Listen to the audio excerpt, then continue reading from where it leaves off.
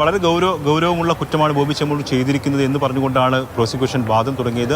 അതിന് തുടർച്ചയായിട്ടാണ് ഇത്തരത്തിലുള്ള കാര്യങ്ങൾ കോടതിയിൽ വ്യക്തമാക്കിയിരിക്കുന്നത്. അതായത് വളരെ സ്വാധീനമുള്ള വ്യക്തിയാണ്, വലിയ ഫാൻ ഫോളോവേഴ്സ് കേരളത്തിലുള്ള വ്യക്തിയാണ് ബോബി ചെമ്മണ്ണൂർ. അയാൾക്ക് ജാമ്യം അനുവദിച്ചു കഴിഞ്ഞാൽ സാക്ഷികളെ സ്വാധീനിക്കുക മാത്രമല്ല ഈ ഒളിവിൽ പോകാനുള്ള സാധ്യതയുമുണ്ട്. സാക്ഷികളെ സ്വാധീനിച്ചു കഴിഞ്ഞാൽ പിന്നെ കേസ് ദുർബലപ്പെടാനുള്ള സാധ്യതയുണ്ട്. അത് അക്കാര്യം ചൂണ്ടിക്കാട്ടിക്കൊണ്ടാണ് ജാമ്യ ഹർജിയെ പ്രോസിക്യൂഷൻ ശക്തമായി എതിർക്കുന്നത്. നേരത്തെ ഈ പ്രതിഭാഗം ഉന്നയിച്ചൊരു പ്രധാനപ്പെട്ട വാദമെന്ന് പറയുന്നത് പരാതി നൽകാൻ എന്തുകൊണ്ട് ഹണിറോസ് ഇത്ര വൈകി എന്ന കാര്യം പോലീസ് പരിശോധിച്ചില്ല എന്നുള്ളതാണ്. നമുക്കറിയാം സിദ്ദിഖിൻ്റെ ഹർജി, ജാമ്യ ഹർജി സുപ്രീം കോടതി പരിഗണിച്ചപ്പോൾ ഈ വിഷയം സുപ്രീം കോടതി മുഖവിലേക്ക് എടുത്തിരുന്നു. കാരണം ആ കേസിൽ വർഷങ്ങൾ കഴിഞ്ഞിട്ടാണ് സിദ്ദിഖിനെതിരെ നടി പരാതിയുമായിട്ട് വന്നത്. അപ്പോൾ അത് മുഖവിലേക്ക് എടുത്തുകൊണ്ടാണ് സുപ്രീം കോടതി ജാമ്യം അനുവദിച്ചത്. പക്ഷേ ആ വാദം ഈ കേസിൽ നിലനിൽക്കുമെന്നുള്ള കാര്യം സംശയമാണ്. കാരണം ഇത് അത്രയ്ക്ക് വൈകിട്ടില്ല, ഈ പരാതി നൽകുന്നതിൽ അത്ര വൈകൽ ഉണ്ടായിട്ടില്ല എന്നുള്ളതാണ് മനസ്സിലാക്കുന്നത്. എന്തായാലും പ്രതിഭാഗത്തിൻ്റെ വാദങ്ങളെ ശക്തിയുക്തം എതിർക്കുകയാണ്. ഏറ്റവും പ്രധാനപ്പെട്ടത് ഇയാൾ ഒളിവിൽ പോകാനുള്ള സാധ്യത ഉണ്ട് എന്നുള്ളതാണ്. വലിയ സ്വാധീന ശക്തിയുള്ള ആളാണ്, സാക്ഷികളെ സ്വാധീനിക്കും. കണ്ണൂരിലെ ജൗലറി ഉദ്ഘാടനത്തിൻ്റെ വീഡിയോ കോടതി കാണണമെന്ന് പ്രതിഭാഗം ഇപ്പോൾ പറഞ്ഞിരിക്കുകയാണ്. പക്ഷേ അത് പ്രോസിക്യൂഷൻ എതിർത്തു. നേരത്തെ തന്നെ ഇത് സംബന്ധിച്ച് പ്രതിഭാഗം ആവശ്യം ഉന്നയിച്ചിരുന്നു. ഈ കണ്ണൂരിലെ ജൗലറി ഉദ്ഘാടനത്തിൻ്റെ വീഡിയോ കാണണമെന്ന് പറഞ്ഞിരുന്നു. പക്ഷേ അത് കോടതി കാണാൻ താല്പര്യമില്ല എന്ന നിലപാടാണ് കോടതി എടുത്തത്. ഇപ്പോൾ പ്രോസിക്യൂഷൻ കൂടി അക്കാര്യത്തിൽ എതിർപ്പ് രേഖപ്പെടുത്തിയിരിക്കുകയാണ്. എന്തായാലും ശക്തമായി തന്നെ പ്രോസിക്യൂഷൻ വാദങ്ങൾ ഉന്നയിച്ചിട്ടുണ്ട്. ഇത് ഗുരുതര ആരോപണമാണ്. ഈ സാധാരണ ഏതെങ്കിലും ഒരു പാസിംഗ് കമൻ്റ് ഒന്നുമല്ല ബോബി ചെമ്മണ്ണൂർ ഹണിറോസിനെതിരെ നടത്തിയിരിക്കുന്നത്. ബോധപൂർവം ഹണിറോസിനെ അപമാനിക്കാനുള്ള ശ്രമമുണ്ടായി. അതുമാത്രമല്ല ശരീരത്തിൽ അനുവാദം കൂടാതെ സ്പർശിക്കുകയും ചെയ്തു. അതായത് ശാരീരിക അതിക്രമം ഉണ്ടായി എന്നതാണ് പ്രോസിക്യൂഷൻ കോടതിയിൽ പറഞ്ഞിരിക്കുന്നത്. അപ്പോൾ ഗുരുതര കുറ്റങ്ങൾ നേരിടുന്ന ആളാണ്, ചുമത്തിയിട്ടുള്ള ആളാണ് ബോബി ചെമ്മണ്ണൂർ. അയാൾക്ക് ജാമ്യം കൊടുത്തു കഴിഞ്ഞാൽ സ്വാധീന ശക്തിയുള്ള വ്യക്തി എന്ന നിലയിൽ അത് കേസിനെ ദുർബലപ്പെടുത്താനുള്ള ഇടപെടൽ നടത്തും. ഒളിവിൽ പോകാനുള്ള സാധ്യതയുണ്ട്. അപ്പോൾ അന്വേഷണം മുന്നോട്ട് കൊണ്ടുപോകുന്നതിന് തടസ്സമുണ്ടാകും.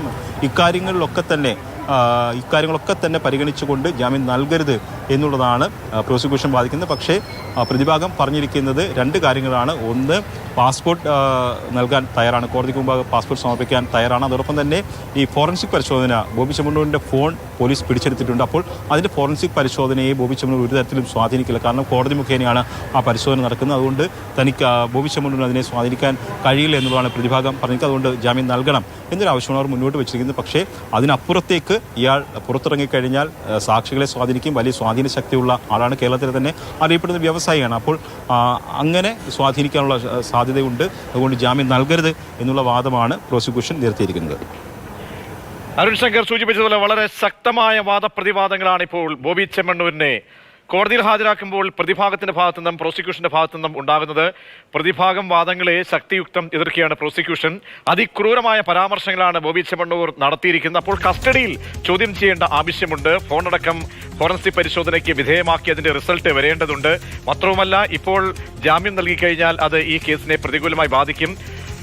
വളരെ ശേഷിയുള്ള ആളാണ് ബോബി ചെമ്മണ്ണൂർ, പ്രതിസ്ഥാനത്ത് ഉള്ളയാൾ. അതുകൊണ്ട് തന്നെ സാക്ഷികളെ സ്വാധീനിച്ചേക്കാം, കേസ് അട്ടിമറിക്കപ്പെട്ടേക്കാം എന്നാണ് പ്രോസിക്യൂഷൻ കോടതിയിൽ വാദിക്കുന്നത്. അതേസമയം കേസ് കെട്ടിച്ചമച്ചതാണ്, ഏതെങ്കിലും തരത്തിൽ നടിയെ അവഹേളിക്കാനോ മറ്റേതെങ്കിലും ദുസ്സൂചനയോടുകൂടിയോ ഒന്നുമല്ല പരാമർശം നടത്തിയത് എന്ന് അഭിഭാഷകൻ പറയുന്നുണ്ട്.